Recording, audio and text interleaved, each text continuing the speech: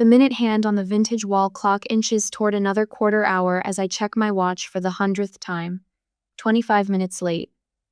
The ceremony should have started 25 minutes ago. Through the window of my bridal suite, rows of white chairs stretch across the vineyard lawn like piano keys. October sunlight sparkles off crystal glasses arranged on reception tables, and white roses climb the arch where Mark waits. Where I should be standing right now, becoming his wife. Claire? Sarah, our wedding coordinator, peers around the door. Her professional smile wavers at the edges. Should we, perhaps? Just 5 more minutes. My voice comes out steady, but my hands tremble as I check my phone again. No missed calls, no text messages, no explanations. The lace sleeve of my wedding dress catches on my engagement ring as I scroll through my contacts. Mom, Dad. Their numbers stare back at me, unused since the rehearsal dinner last night when everything seemed fine, better than fine. Mom had actually hugged me, told me I looked beautiful. Dad had cleared his throat in that gruff way that means he's holding back tears. A gentle knock breaks through my spiral. Claire? Mark's voice carries through the door, warm and worried. Can I come in? You're not supposed to see me before, the words catch in my throat. Pretty sure we're past that superstition now, sweetheart. I smooth my dress, an automatic gesture Mom drilled into me since childhood. Always be presentable. Never let them see you rattled. Come in. Mark steps inside, handsome in his tuxedo, his face etched with concern. I try to smile, to be the composed bride, but something in his gentle expression makes my careful walls crack. They're not coming, are they? Lily just called your Aunt Patricia. Jenny, my maid of honor since 7th grade, touches my arm. Her voice drops to a whisper. Your parents are at Amanda's birthday brunch in Palm Springs. The words don't make sense at first. They're a puzzle with missing pieces, a story with pages torn out. Then understanding hits like a physical blow, and I find myself staring at my reflection in the full-length mirror. I see a 10-year-old girl proudly clutching her straight-A report card while Mom and Dad fuss over Amanda's soccer trophy. Second place is wonderful, sweetheart. Claire, put that paper on the fridge if you want. I see myself at 16, stirring spaghetti sauce as headlights sweep across the kitchen window. Amanda sauntering in 2 hours past curfew, Mom asking if she's hungry, Dad chuckling about teenagers being teenagers. No questions, no consequences. I see myself at 19, suitcase handle cold in my grip. Amanda never gave us this much trouble. Mom sighs, not even looking up from her magazine. I just don't understand why you can't be more like your sister. The memory blurs as a tear slides down my cheek. I catch it before it can fall on white satin, the motion as automatic as all my careful strategies for staying perfect, staying worthy, staying what they want me to be. Mark's hand settles warm on my shoulder.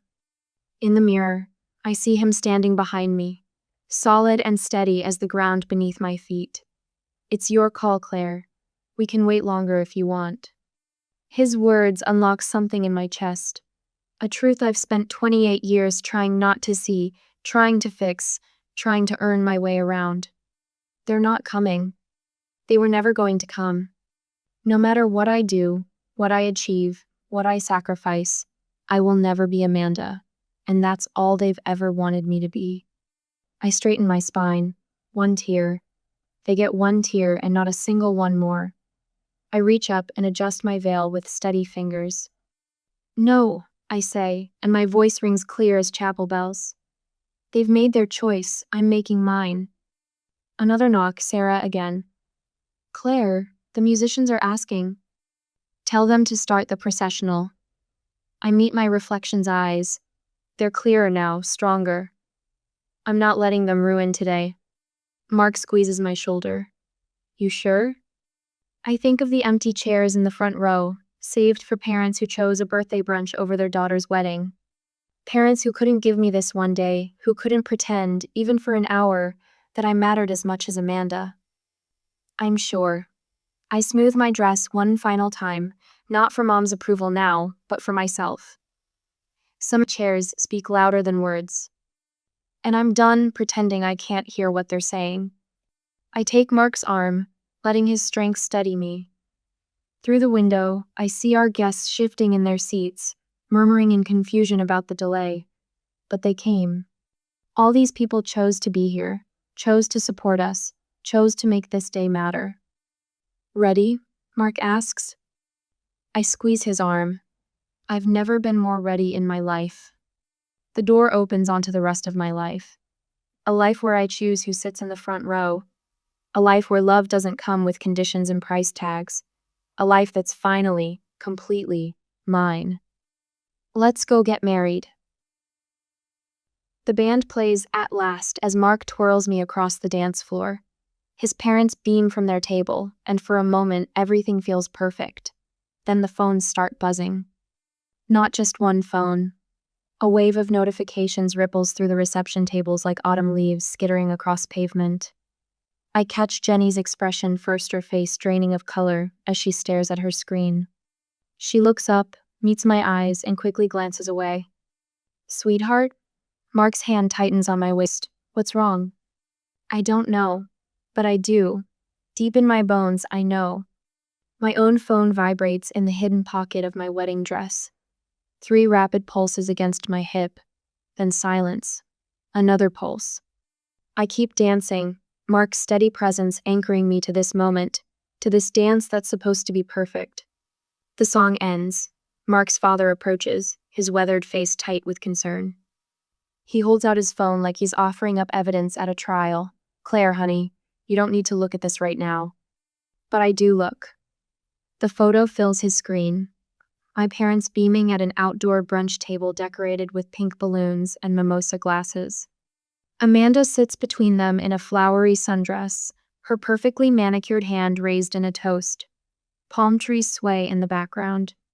The timestamp burns into my vision.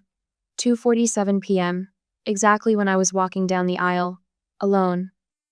I need some air. The words come out steady, calm, like I'm declining a dessert instead of watching my world splinter. Mark's father squeezes my shoulder. You've got family right here, kiddo. We've known you 5 years, they've had 28, and still don't see what's right in front of them. His words unlock a memory I've spent years trying to bury. Me at 22, rushing through hospital corridors with my heart in my throat. The call had come after 3 years of silence. Dad had collapsed at work. Possible heart attack. I remember bursting into the waiting room, almost colliding with Amanda. Her perfect makeup, her irritated sigh. Oh, you actually came. Dad had been fine, just severe dehydration and exhaustion. When I visited his room, his eyes had welled up. Real tears, I'd thought at the time. Now I wonder if they were just another performance. Claire? He'd gripped my hand. We're in trouble, sweetheart. The medical bills, the mortgage. I wrote the first check that night. $16,000 over 8 months while I was saving for this wedding. Every time I handed over money, they'd defend me when Amanda made her snide remarks. Every time I paid another bill, Mom would actually listen when I talked. For a while, I thought I'd finally cracked the code, found the price tag for their love. Remember when Amanda said I was rushing to beat her to something? I smoothed my dress, a nervous habit Mom drilled into me. That was right after they cashed my last check. Mark's jaw tightens. He knows what comes next. We'd been stuffing wedding invitations when Mom called.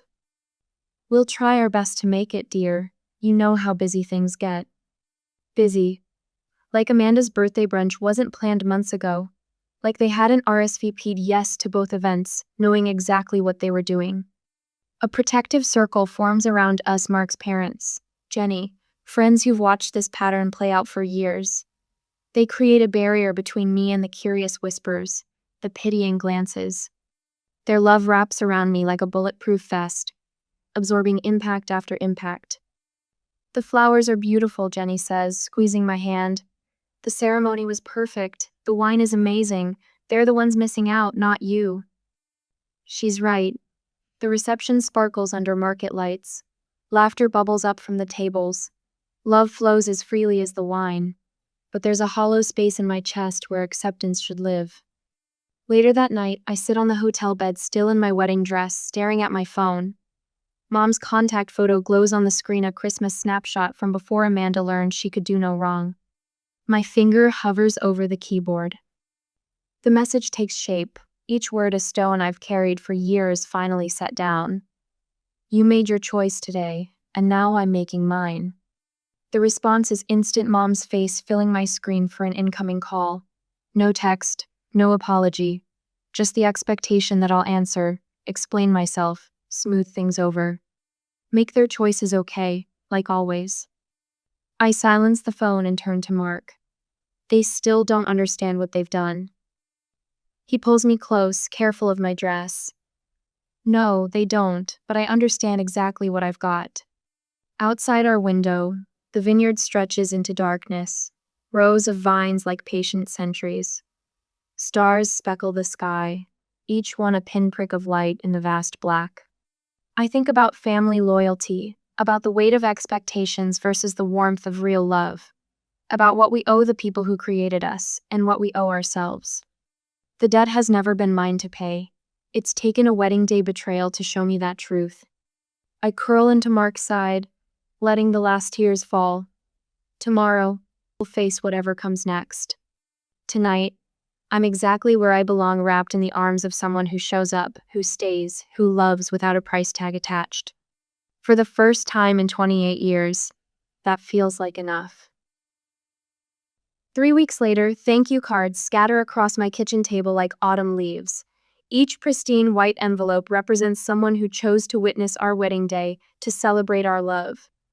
My hand cramps from writing personal messages, but I welcome the discomfort.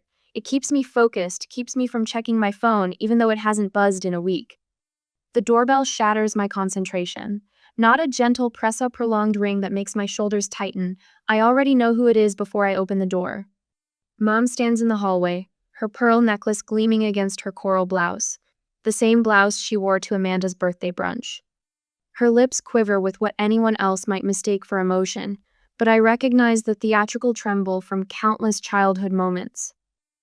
How could you tear this family apart over something so petty? The words burst from her before I can even step back to let her in. I hold the door open wider, my bare feet cold against the hardwood floor.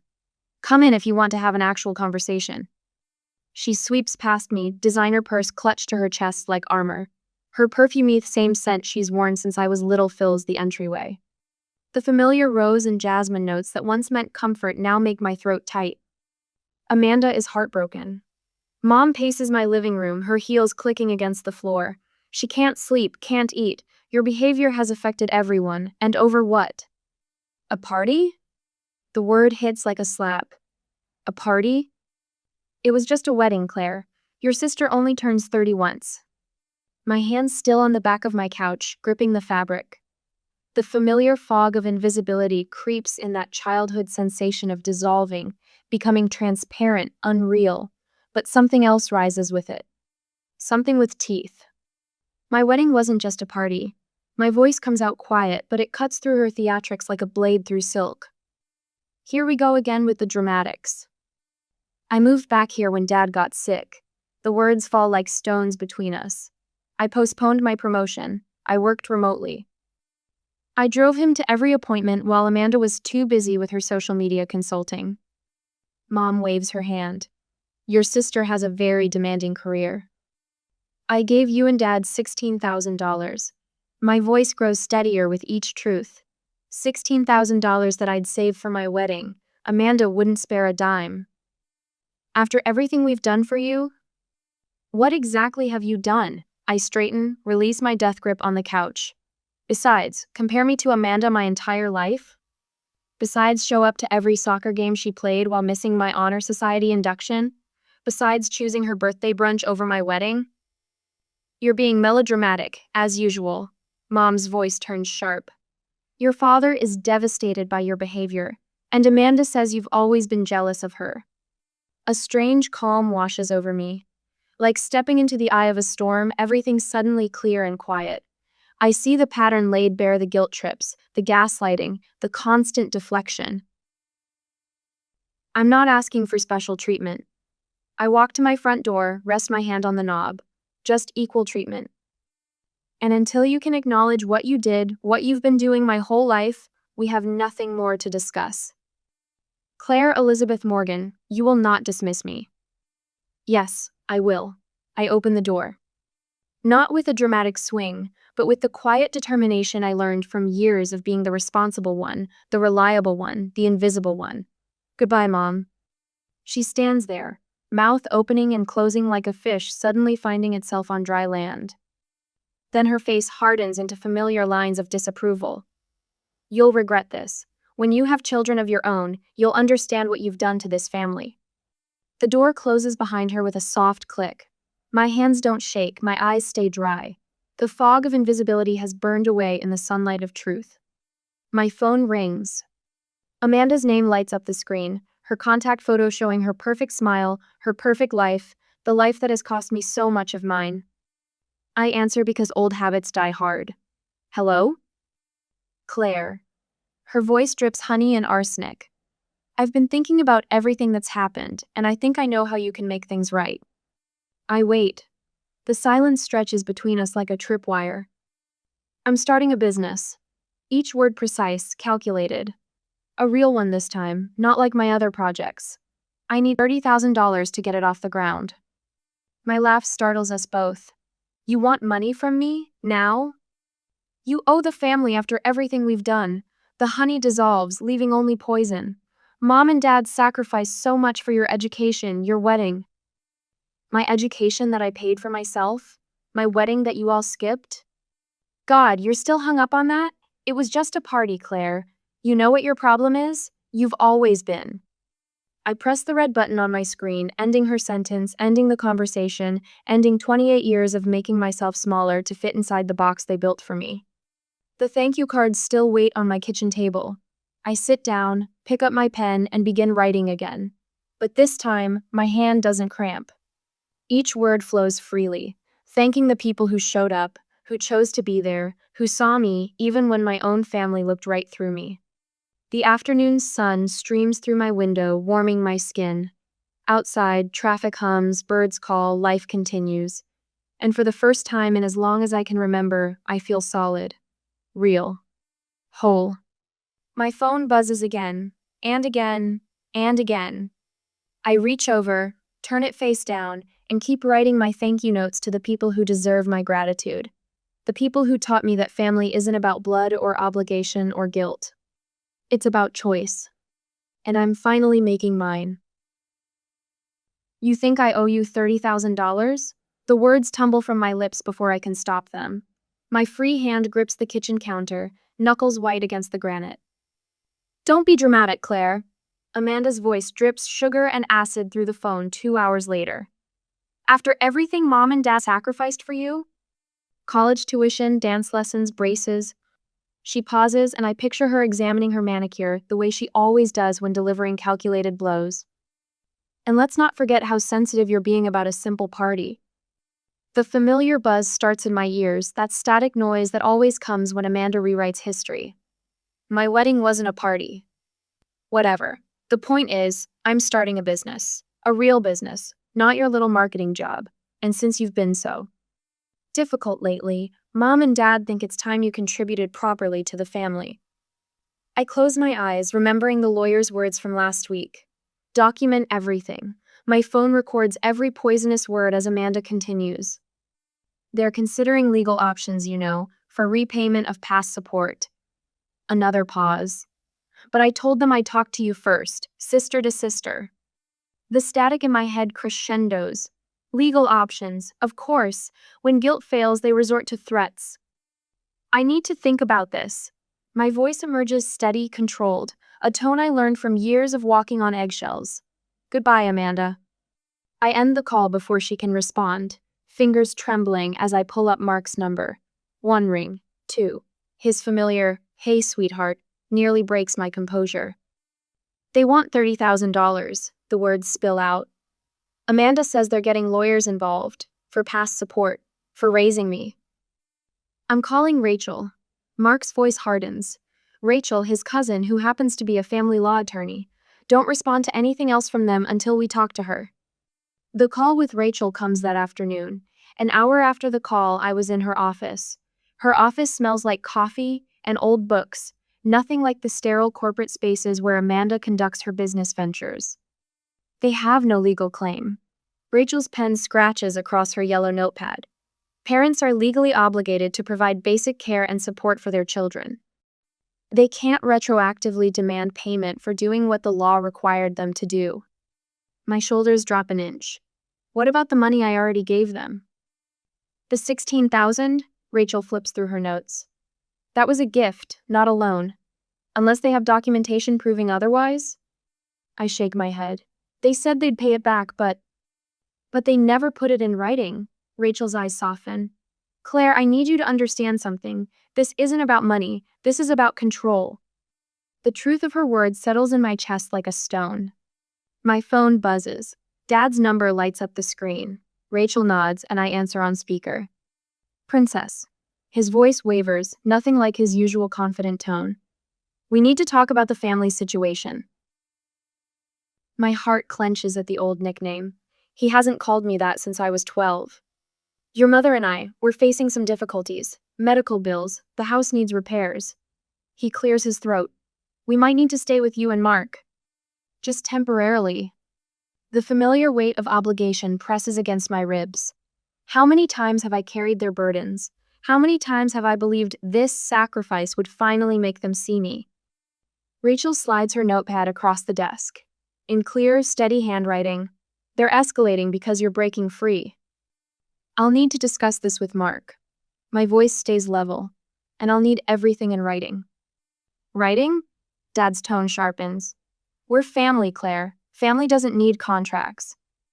Family also doesn't skip their daughter's wedding for a birthday brunch. The silence stretches between us like a rubber band about to snap. I'll text you later, I say, and end the call.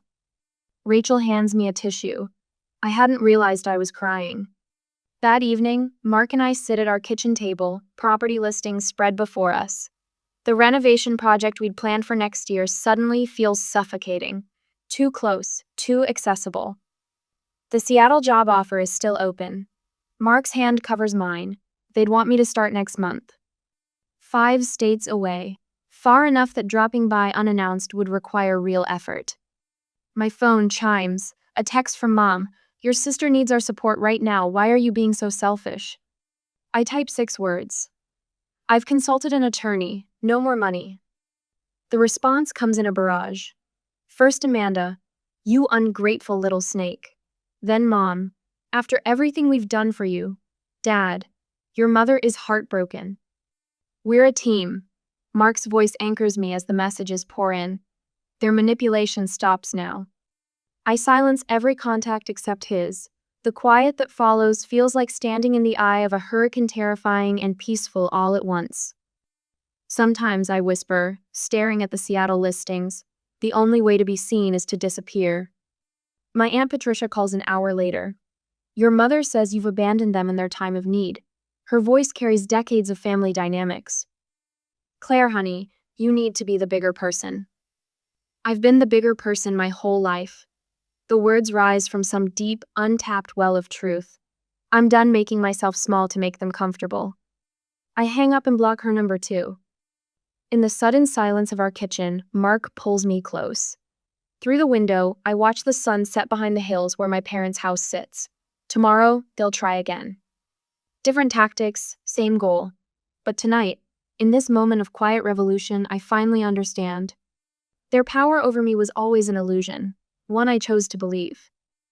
I turn away from the window and face my husband. Call Seattle, tell them we'll take it.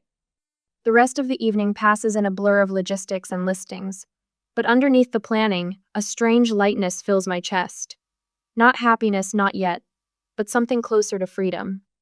My phone sits silent on the counter, dark screen reflecting the kitchen lights. In its black mirror, I see the ghost of who I used to be, good daughter, the reliable backup, the endless well of support. She's gone now, and in her place stands someone stronger. Someone who finally knows her worth isn't measured in dollars or favors or sacrificed dreams. Someone who understands that sometimes love costs too much. The sun stretches long shadows across hardwood floors Mark picked for our new Portland home. 3 months of quiet mornings, predictable routines, peace. No drama, no guilt-laden phone calls, no Amanda. Until now. My parents' Mercedes pulls into our driveway, Amanda's red Audi right behind it. My stomach clenches as I watch from the kitchen window. Mark left for Seattle 2 hours ago, a business trip we'd planned for weeks. They must have known, must have waited. The doorbell chimes. I count to 10, straightening my spine the way I learned in college debate club. Whatever comes next, I won't let them see me flinch. Mother's face crumples when I open the door. Claire, sweetheart. Her voice wavers, practiced tears brightening her eyes. Dad stands behind her, mouth set in that stern but concerned expression he perfected during my teenage years. Amanda sniffles, mascara artfully smudged. Perfect casting for their little intervention. This is unexpected, I say, keeping my tone neutral. The words taste like chalk. A daughter shouldn't need an invitation to see her parents. Dad's voice carries that familiar weight of authority, of obligation. Especially when they've driven hundreds of miles to make things right. Amanda pushes past them into my foyer, uninvited. Her designer heels click against the hardwood Mark and I installed together. Nice place, she says, but her nose wrinkles like she's smelling something unpleasant, though it's a bit remote. That was the point. I leave the door open, a clear message they pretend not to see. Mother sinks onto my couch, hand pressed to her chest. The doctor says my blood pressure. She pauses for effect. Well, the stress of this family situation isn't helping. I'm sorry to hear that. The words come automatically, years of conditioning trying to take over. I push them back. Dad paces, each step deliberate. Claire, you've always been the sensible one. This distance, these accusations isn't like you.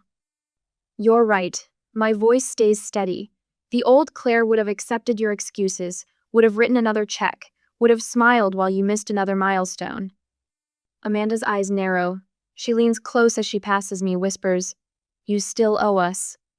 The words hit like a slap. But instead of flinching, I walk to my home office. I need to show you something. The cream folder sits ready on my desk, organized during sleepless nights when I wondered if this moment would come. Bank statements, text messages, photos. A paper trail of love offered and rejected. Mother's tears vanish when I spread the documents across my coffee table. What is this? Evidence. I point to the bank statements. $16,000 I sent you last year. Here's Amanda refusing to help when I asked her to split the cost. My finger moves to the text screenshots, and this, I tap the photo of them at Amanda's birthday brunch. This was taken the exact moment I walked down the aisle alone.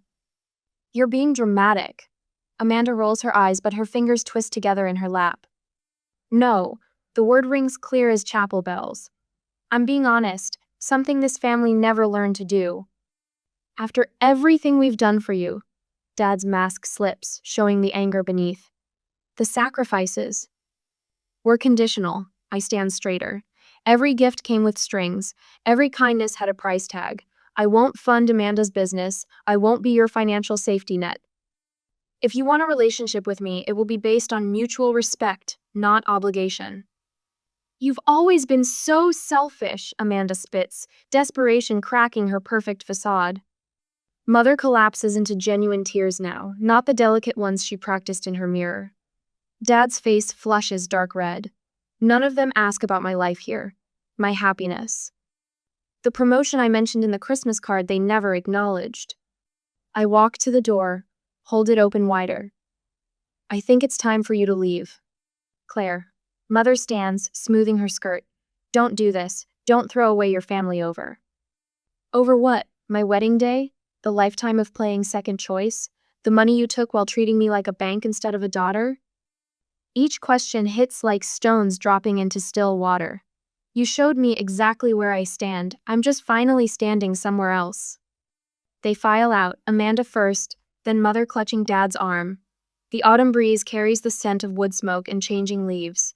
Behind them, my home waits clean and quiet and mine. A space where love doesn't come with conditions. The door closes with a soft click. Not a slam, not an explosion. Just the quiet sound of choosing peace over performance, truth over pretense, self-respect over suffocating love. My hands don't shake as I turn the lock. I've paid enough. The minute hand on our kitchen clock moves in steady, unhurried clicks. 6 months ago, each tick felt like a countdown to the next crisis, the next guilt-laden phone call, the next impossible demand. Now the sound blends with morning birdsong through open windows, with Mark's contented humming as he pours coffee, with the gentle rustle of spring air through our herb garden. I stretch, feeling the unfamiliar lightness in my shoulders. No tension headache, no knot of dread in my stomach anticipating Mom's daily updates about Amanda's latest crisis. Just the warm aroma of coffee and the way sunlight catches the prism hanging in our window, scattering rainbow fragments across white walls. Big plans today? Mark sets my favorite mug beside my laptop. The ceramic is warm against my palms, solid and grounding. Meeting with Susan at 10. I take a sip, letting the richness linger. My therapist suggested savoring small moments like this, building new neural pathways to replace the old tracks of anxiety. Then I thought I'd start planning our first real Christmas, just us. Mark's eyes crinkle at the corners. He knows what this means. No elaborate performances of family harmony, no walking on eggshells around Amanda's latest grievance, no carefully orchestrated gift exchanges designed to prove our worth. What are you thinking? He settles into the chair beside me, his knee brushing mine in quiet solidarity. A small tree. The vision unfolds as I speak. Those old glass ornaments we found at the vintage store, stockings by the fireplace. Maybe invite your parents and my Aunt Patricia, people who actually want to be here. People who see you, Mark adds softly. The words settle in my chest like sunshine. 6 months of therapy have taught me to sit with moments like this instead of deflecting them. Susan would be proud. I had that dream again last night. I tell him, tracing the rim of my mug. The one about the empty chairs at the wedding. But this time, they didn't feel like wounds. They felt like spaces cleared for something better to grow. Mark's hand finds mine across the table. We sit in comfortable silence, watching light play across our walls. Such a simple thing, this peaceful morning routine. Such a hard-won victory. The doorbell chimes, and for the first time in months, my pulse stays steady. No more surprise ambushes from family members wielding guilt like weapons. This is Julie from my support group, right on time for our walk. She grins when I open the door, her silver hair caught in the breeze. Ready to save the world? One scared 20, something at a time. I grab my jacket, kiss Mark goodbye, and step into the crisp morning air. The community center where we volunteer sits 4 blocks away, its brick walls weathered but welcoming. Inside, familiar faces nod as we pass. Here, everyone understands the complex journey of choosing peace over toxic family bonds. No judgment, no pressure to reconcile, just quiet support and shared wisdom. My first appointment today is with Rachel, barely 23, clutching tissues as she describes her mother's latest manipulation attempt. 6 months ago, her story would have cracked my careful defenses. Now I can sit with her pain while maintaining healthy boundaries of my own. But if I don't help them with the down payment, they'll lose the house, Rachel whispers. What kind of daughter lets that happen? A daughter who recognizes that her worth isn't measured by her bank account. The words flow naturally now, hard-earned truth rather than rehearsed wisdom. You're not responsible for fixing their financial choices. Recognition flickers in her eyes, the same awakening I felt that day in our sun-filled kitchen, saying no to Amanda's business loan demand. Rachel straightens slightly, tissues forgotten in her lap. Later that evening, Mark and I host dinner for our chosen family. Julie and her partner, 2 couples from our neighborhood, my Aunt Patricia who drove up from Eugene. Our dining room hums with genuine laughter, with conversations that flow without hidden agendas or veiled criticisms. I raise my glass, catching Mark's eye across the candlelight, to finding the courage to choose peace, even when it's the harder path. The words echo off walls that have never heard a manipulative accusation, never witnessed a guilt-fueled breakdown. This space is ours, filled only with relationships we've chosen to nurture. After our guests leave, I stand on the back porch, watching the sun paint the sky in gentle oranges and pinks. A year ago, I would have been compulsively checking my phone, bracing for the next family emergency. Now the only sound is the soft click of the door as Mark joins me, his familiar presence steady as the ground beneath my feet. Peaceful evening, he murmurs, wrapping an arm around my waist. I lean into his warmth, watching stars emerge above Portland's twinkling lights. The truth settles over me like a soft blanket. Sometimes the family you're born into teaches you what love isn't. And that lesson, painful as it is, helps you recognize what love truly is. This quiet contentment, this mutual support, this freedom to exist without constant judgment or demand. Mark's chest rises and falls against my back, our breathing synchronized in the gathering dusk. No words needed, no performances required. Just this moment, this peace, this life we're building together. This is what coming home really means. I can't stop staring at those empty chairs. The California sun bathes everything in golden light. Mark's face.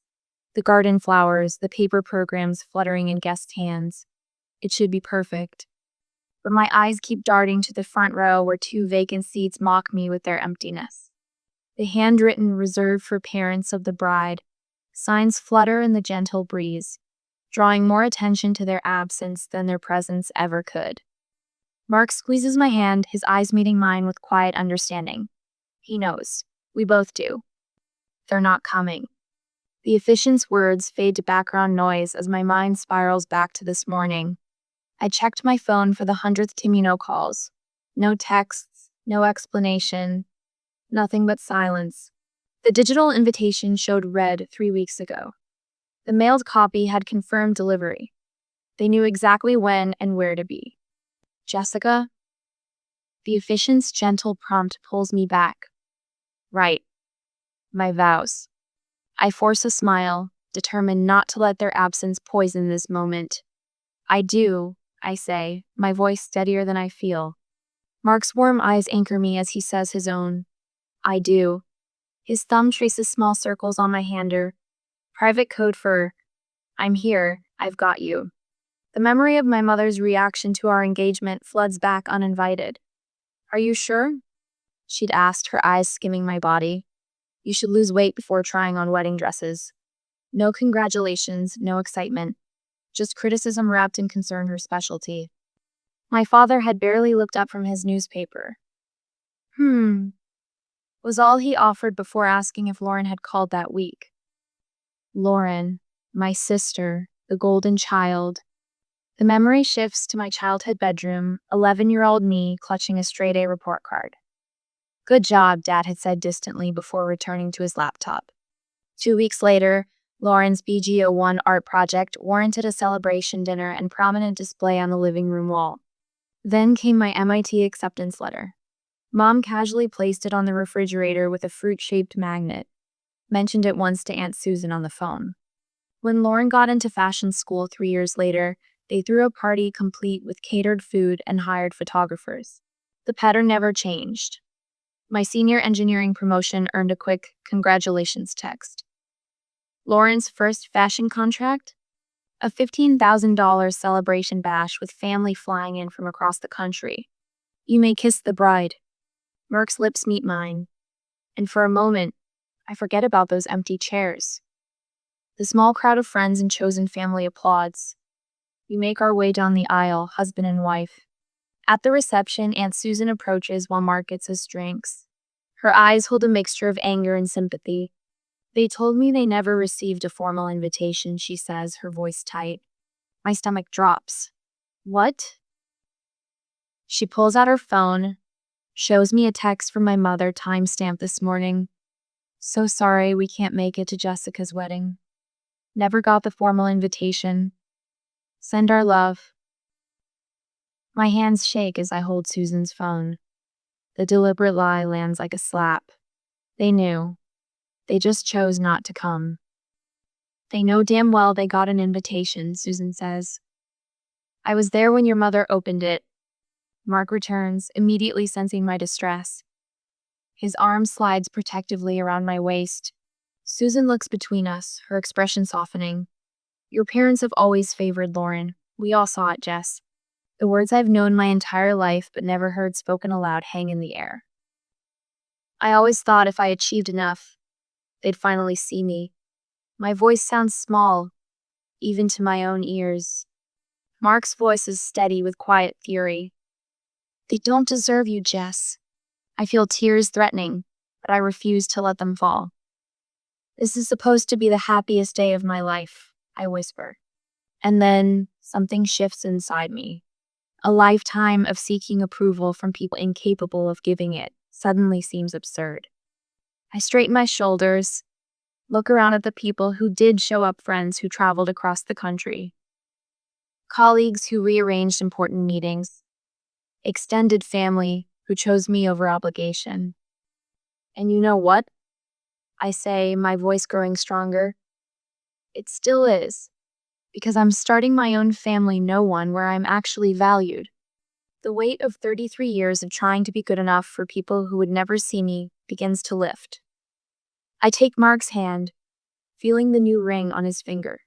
For the first time in my life, I'm not reaching for something just beyond my grasp. I'm holding it right here in my hand. What would you do if your parents deliberately missed the most important day of your life? As Jessica watches her wedding video weeks later, she'll discover something that changes everything. Stay with me to see how a family's mask finally slips, revealing decades of painful truth. My coffee grows cold as I stare at my phone, fingers frozen above the screen. Mark's weight shifts on the couch beside me, his shoulder pressing against mine as he leans in. What is it? He asks. I wordlessly turn my phone toward him, a notification from my cousin Rachel. Did you see Lauren's Instagram? 6 months have passed since my wedding day. 6 months since those empty chairs. 6 months of building a life where I'm more than an afterthought. Until now. Let's just look. Mark says, his voice steady. Whatever it is, we'll handle it together. I nod, open Instagram, and type Lauren's username. Her latest post loads a close-up of her left hand, a diamond ring catching the light. It's enormous, at least 3 carats. Behind her hand, our parents beam with pride. Mom's arm around Lauren's shoulders, Dad's hand clapping her fiancé on the back. The caption hits like a physical blow. So blessed to have parents who support me unconditionally. 8 months with Ryan and now forever to go. 8 months, Mark says flatly. They've been dating 8 months. I swallow hard. We'd been together 4 years when we got engaged. Mark's jaw tightens. He doesn't need to say what we're both thinking. I scroll down. More photos. Mom and Lauren touring a ballroom with crystal chandeliers. Dad inspecting manicured gardens at what looks like a country club. My mother's Facebook page is next to status update from yesterday. Just put down a $75,000 deposit on the perfect venue for Lauren's special day. Planning begins now. My throat tightens. They couldn't even show up for my wedding, but they're spending $75,000 on hers? Mark sets his mug down with deliberate care. After how they treated you, I'm not surprised, but it still makes my blood boil. My phone rings. Aunt Susan's name flashes on the screen. Jessica, she says when I answer, no preamble. I want you to know, I'm not attending her wedding. I move to our kitchen for privacy, pressing the phone closer. What do you mean? I mean exactly what I said.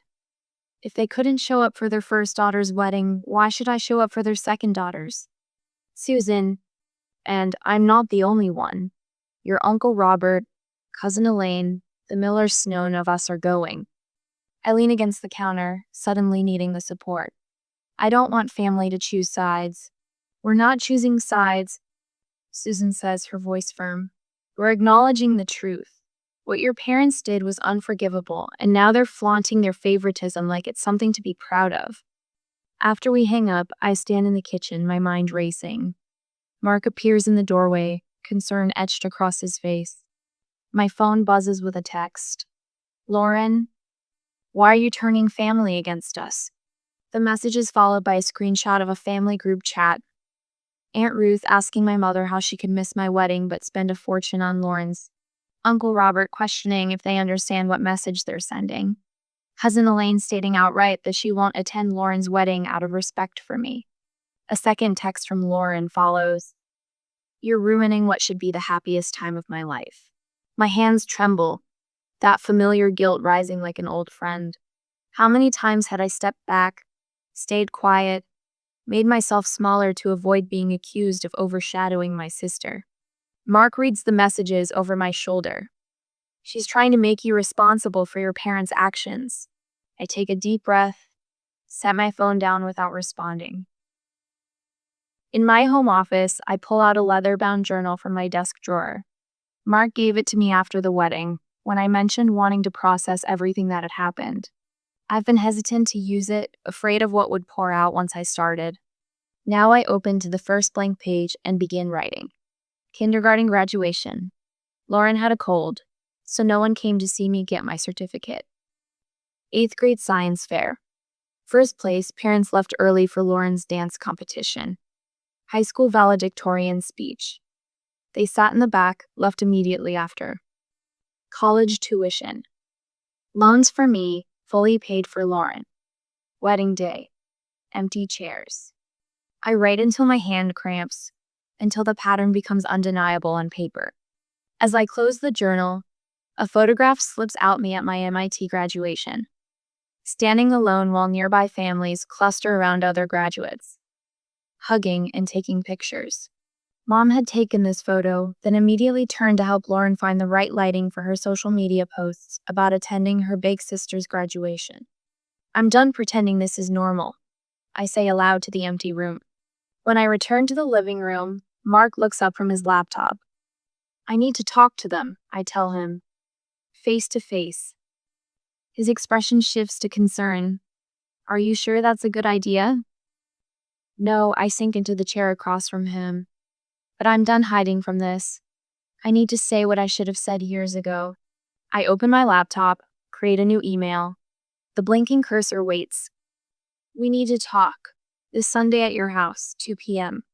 My finger hovers over the send button as 33 years of conditioning screams at me to soften it, to apologize, to make excuses for them.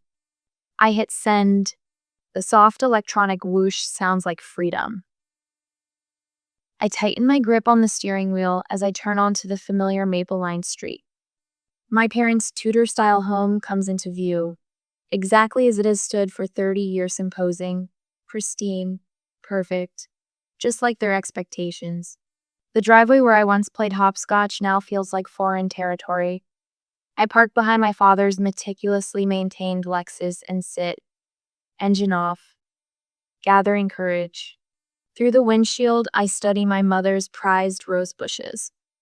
Each bloom perfectly shaped, not a petal out of place. Like everything else in her world, controlled to perfection. Mark's words from this morning echo in my head. Remember, Jess, their reaction doesn't define your worth. His eyes had held mine, steady and sure. No matter what happens in there, I'll be waiting when you come home. Home.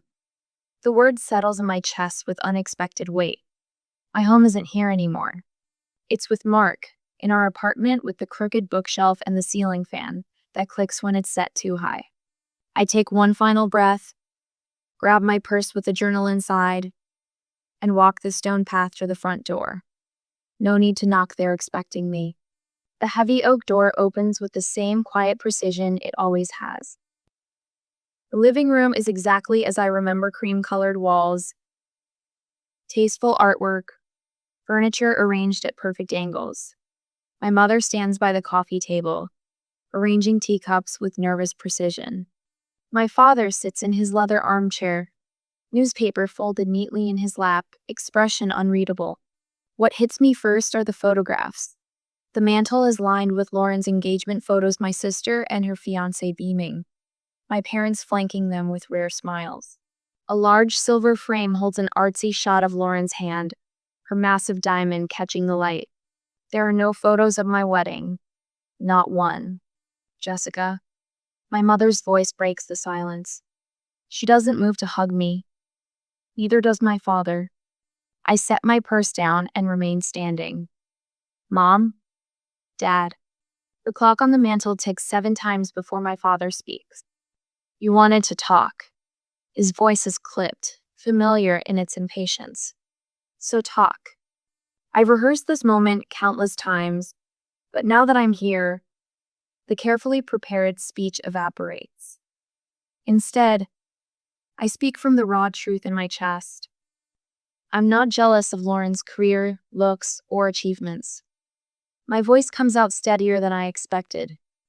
I'm jealous of the unconditional love and support you have always given her, but never even tried to give me. My mother's teacup clatters against its saucer. That's ridiculous. We treated you both equally. The absurdity of her statement would be comical if it weren't so painful. I reach for my journal, flipping it open to the pages I marked. Did you? Let me remind you. I run my finger down the first entry. Senior year of high school. My graduation dinner was canceled because Lauren had a last-minute modeling audition. You said we could celebrate another time. We never did. My father shifts in his seat. That was an important opportunity for her career. And my graduation wasn't important? I turn the page. My wedding day. You didn't show up. No call, no explanation. But you've put down a $75,000 deposit on Lauren's venue. That's different, my father interrupts, his face reddening. Lauren needed more support. You were always independent. The word lands like a slap. Independent? Or just ignored? My mother's eyes grow glassy. After everything we've done for you? What exactly have you done for me? The question hangs in the air, heavy and unanswered. The ticking of the clock fills the silence. My father's face reddens further. A vein appearing at his temple fee, same one I remember from childhood where I dared to question him. We put a roof over your head, he finally says.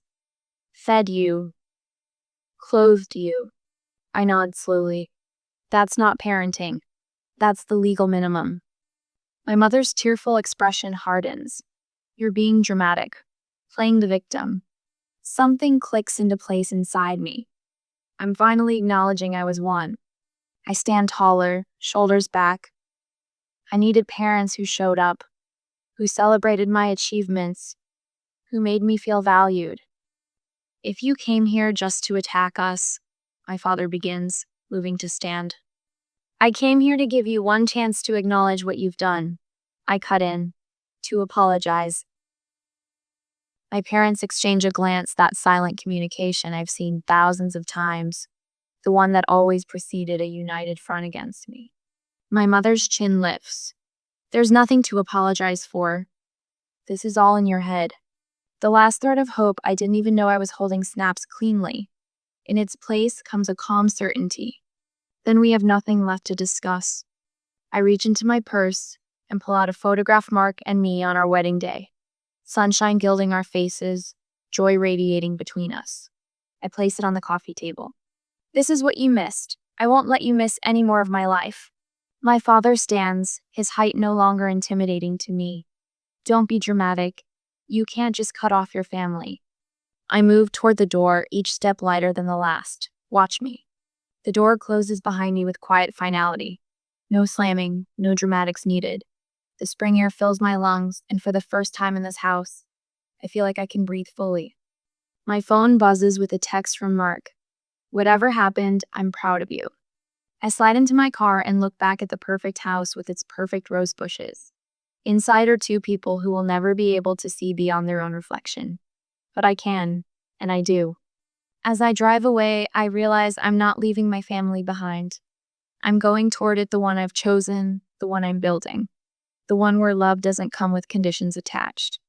The road ahead stretches clear and open. For the first time in 33 years, so does my future. When does protecting yourself from toxic family become the only healthy choice? Jessica has finally stood her ground, but Lauren isn't done fighting for control of the narrative. Next time, see what happens when the golden child realizes her power is slipping away and how far she'll go to get it back. I can't stop staring at the flickering flames in our fireplace, mesmerized by their dance across the wood. Mark sits beside me on our couch, his shoulder pressed against mine, a comfortable silence between us. 2 weeks have passed since I stood in my parents' immaculate living room and finally spoke the truth that had been lodged in my throat for 33 years. The quiet evening wraps around us like a warm blanket. I've stopped checking my phone constantly, no longer expecting or even wanting messages from my parents or Lauren. For the first time in my life, I feel the absence of that familiar knot in my stomach when thinking about my family. The sharp ping of Mark's phone cuts through our peace. He pulls it from his pocket, and I watch his expression shift, brows drawing together, jaw tightening. "It's from Lauren," he says, tilting the screen so I can see. My stomach instantly reknots itself. A long message fills his screen, and my sister's name at the top feels like an intrusion into our sanctuary. Mark's voice remains steady as he reads aloud. As Jessica's sister and someone who deeply cares about her family, I feel obligated to reach out. He pauses, glancing at me before continuing. Family dynamics are complex, and someone as sensitive as Jessica may not fully grasp the bigger picture. My hands begin to tremble, not with anxiety, but with anger. The audacity of her words, the calculated manipulation wrapped in false concern is so transparent it's almost laughable. Mark continues reading. Maintaining a good relationship with a successful family like ours could be beneficial for your future. She's trying to turn you against me, I say, my voice sharper than intended. The realization is like a splash of cold water. Of course, Lauren wouldn't confront me directly. She's going after Mark, trying to isolate me by attacking my strongest relationship. Mark sets his phone on the coffee table and takes my hands in his. She clearly doesn't know me very well if she thought this would work. His eyes, warm and steady, meet mine. Want to craft a response together? I nod, grateful for his immediate alliance. No questioning, no doubt, just unwavering support. Mark picks up his phone again, and we huddle together over the screen. His fingers hover above the keyboard as we discuss each sentence, each word. This isn't just a reply. It's a declaration of where we stand. How about this? Mark begins typing deliberately. Thank you for your concern about Jessica's well-being. As her husband, I focus on supporting her happiness, not managing her behavior. If you have concerns, please direct them to Jessica directly. Have a nice day. I watch the words appear over his shoulder, a smile forming on my lips. It's perfect, I say. Short, respectful, and completely shuts her down. Mark's finger hovers over the send button. He looks at me, one eyebrow raised in question. I nod, and he presses send. The response comes almost instantly, as if Lauren had been staring at her phone, waiting. Mark reads her reply aloud. I see she's poisoned you against the family too. Don't say I didn't try to help when this all blows up in your faces.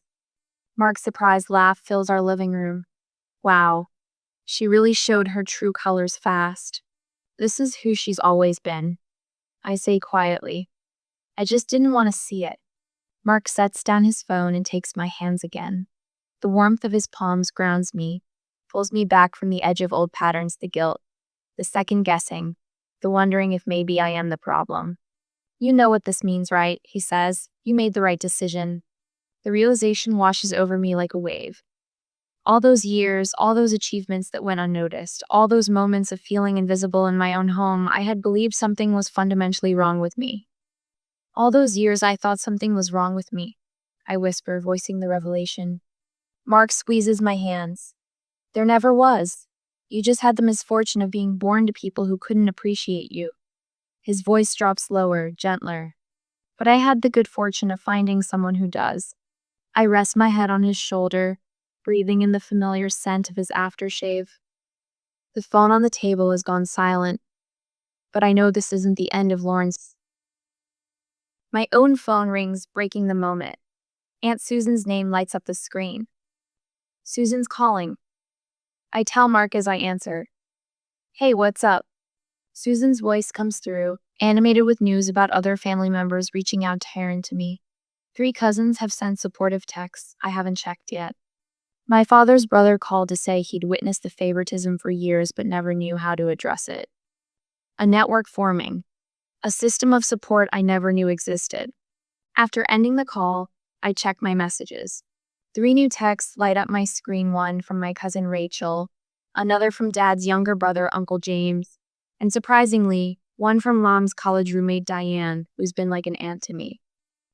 I'm proud of you for speaking your truth, Rachel's message reads. I've watched this happen since we were kids.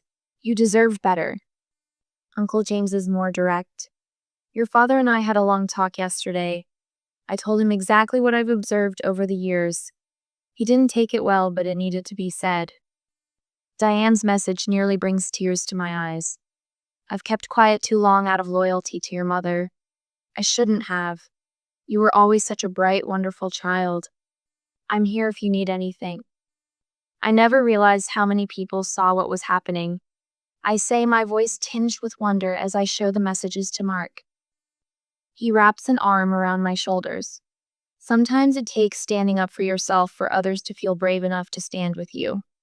I lean into him, feeling the steady rhythm of his breathing.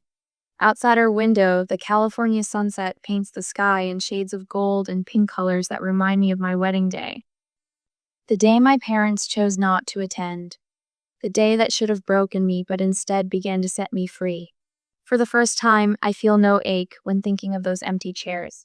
What happens when the golden child's manipulation fails and the family facade begins to crumble? Lauren and her parents are about to discover that their carefully constructed image isn't as solid as they thought. In our next chapter, watch as Jessica finds her voice and a whole new definition of family. What would you do if you were Jessica? Share your thoughts in the comments. I can't stop staring at the empty chairs in Lauren's bridal shower photos. More wine? Mark asks, peering at my shoulder with the bottle. Our dining room hums with conversation as friends and family mingle around us. 3 months have passed since I walked out of my parents' house, and tonight our home feels like exactly what it is, a sanctuary built on genuine connection. Yes, please. I tear my eyes away from Susan's phone screen where Lauren's bridal shower is on full display. The image is picture perfect. Elegant floral arrangements, champagne flutes, expensive catering. But what catches my eye are the gaps, conspicuous empty spaces around a table meant to seat 30. Susan follows my gaze, her mouth twisting knowingly. The official excuse was food poisoning for half the family. Simultaneously, Rachel, my cousin, leans in. Half the family declined their invitations. Aunt Meredith, Uncle Jim, Grandma Jenkins, they all sent regrets. Her voice drops. Even people who never miss a family function. The revelation settles in my chest, not with the vindictive satisfaction I might have expected, but something quieter. Something like peace. What goes around comes around, I guess, Mark says, but there's no malice in his tone. Susan locks her phone and sets it face down. Your parents are in damage control mode.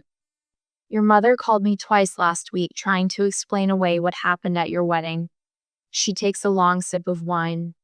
Something about a miscommunication with their driver. Then it was an emergency with your father's blood pressure. By the third version, it was apparently your fault for changing venues without telling them. I nearly choke on my wine. We got married exactly where we said we would. We all know that, Susan says. But they're desperate. The story isn't working anymore. The golden hour sun streams through our windows, catching the edges of photo frames on our mantle snapshots of our wedding, our friends, our chosen family. Not a single photo of my parents or Lauren.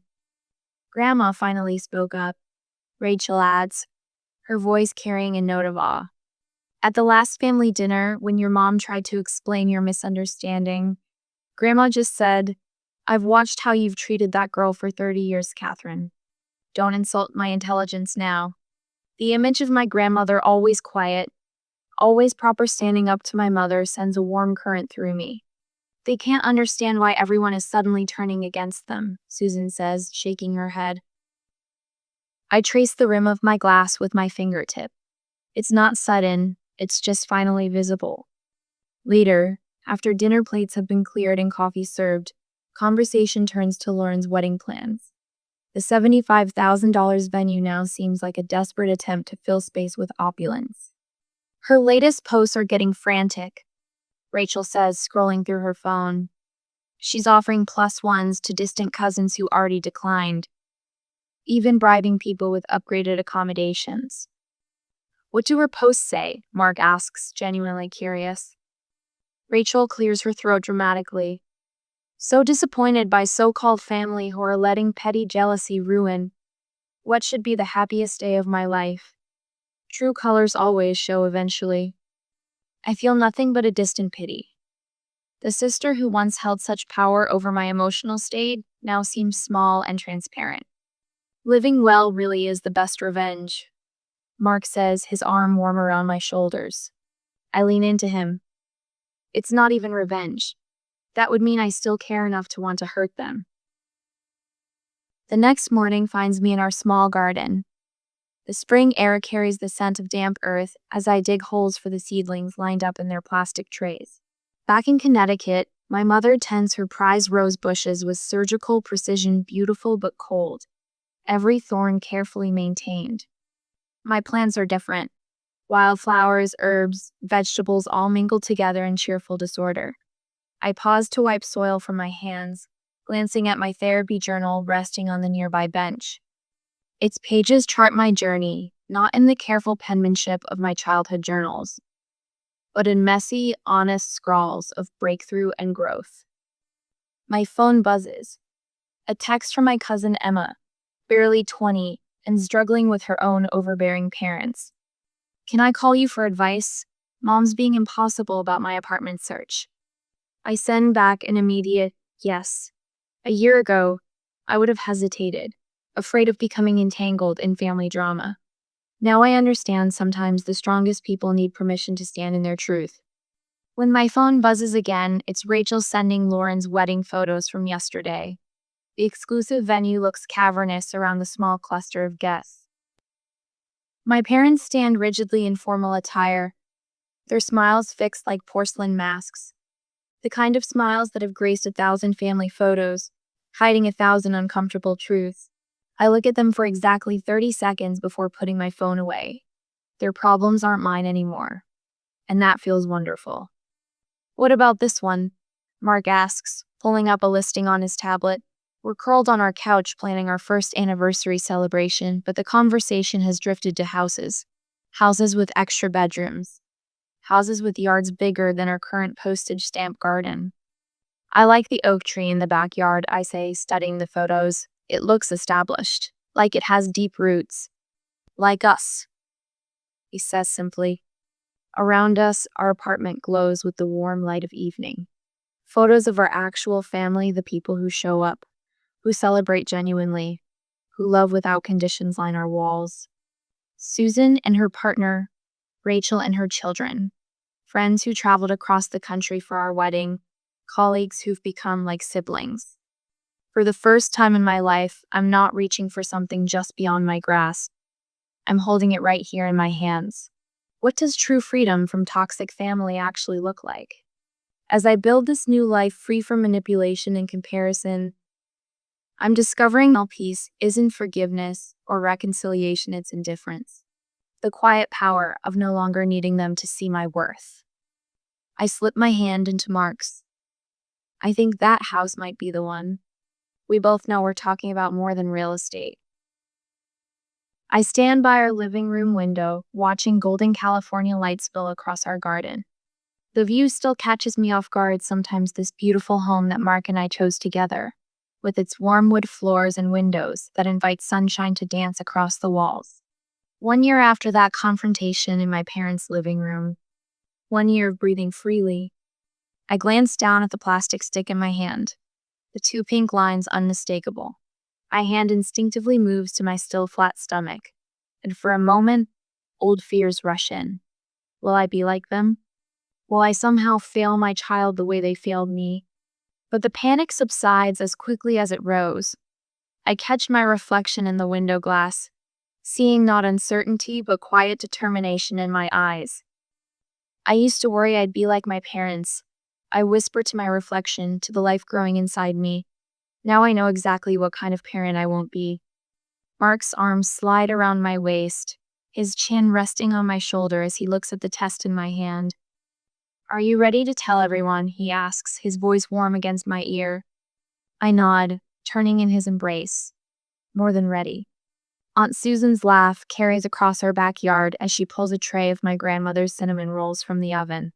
The familiar scent fills our kitchen, not perfectly executed like my mother's precise baking, but comfortingly imperfect, with slightly uneven frosting and an extra dash of cinnamon. Your grandmother would be so proud, Susan says, setting the tray on our table. Not just of these, she gestures to the rolls, but of you, Jessica. I swallow past the sudden tightness in my throat. My cousins Rachel and David chat with Mark near the grill, while friends from work arrange platters of fruit on the patio table. People who choose to be here. People who see me. When everyone gathers around our patio table, Mark takes my hand and we share our news. Genuine joy erupts around ushugs, tears, laughter. Not the polite, measured responses I grew up with, but unrestrained celebration. Susan wraps her arms around me, whispering fiercely, "This child will never wonder if they're loved or valued." Her words reach a place deep inside me that still needs healing. The card arrives 3 weeks later. I recognize my mother's handwriting, immediately the perfect, measured cursive that once sent my heart racing with anxiety. Today, I simply turn the envelope over in my hands, feeling nothing but calm curiosity. Mark pauses at the kitchen doorway, watching me. "You okay?" I nod, surprising myself with how true it is. "Completely fine." The cream-colored envelope opens with a clean tear. Inside, a check with too many zeros and a card with formal congratulations on the pregnancy news. The message is typed, not handwritten. "Congratulations on your wonderful news," as if written to distant acquaintances. No mention of our confrontation. No acknowledgement of their absence from our lives. Just a transaction, as if money could bridge what words and presence never did.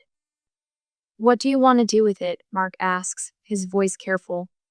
I study the check for a moment, remembering all the times money substituted for attention, the expensive birthday gifts that arrived without my parents, the college tuition paid without campus visits. "I'm returning it," I say, pulling out a notepad. My handwriting flows steadily as I write, "We don't need your money, just wanted you to know you'll be grandparents." I seal it in a fresh envelope, address it with steady hands. No anger fuels my words. No bitterness shapes them. Just facts and boundaries. The auditorium lights are bright as I accept the Harriman Award for Innovation. Hundreds of colleagues rise for a standing ovation, their applause washing over me in waves. As I look out at the sea of faces, I realize I'm not thinking about my parents at all. No, I'll show them, vengeance drives me. This moment belongs solely to Meadow, the work I've done, the problems I've solved, the team I've led. When I find Mark's face in the crowd, his pride is transparent, unconditional, so different from the measured approval I chased for decades. Tonight, I sit at my desk, journal open before me. The moon casts silver light across the pages as I write. The strangest part of freedom is realizing how long you lived without it. Each day that passes, I shed another layer of that invisible weight. Each achievement stands on its own merit, not as proof of my worth. Success isn't proving your worth to people who never valued you. It's building a life where you never have to question your worth again. I close the journal and rest my hand on my growing belly, feeling the slight curve that wasn't there a few weeks ago. The cycle ends with me, I promise quietly. And for the first time in my life, I fully believe my own words.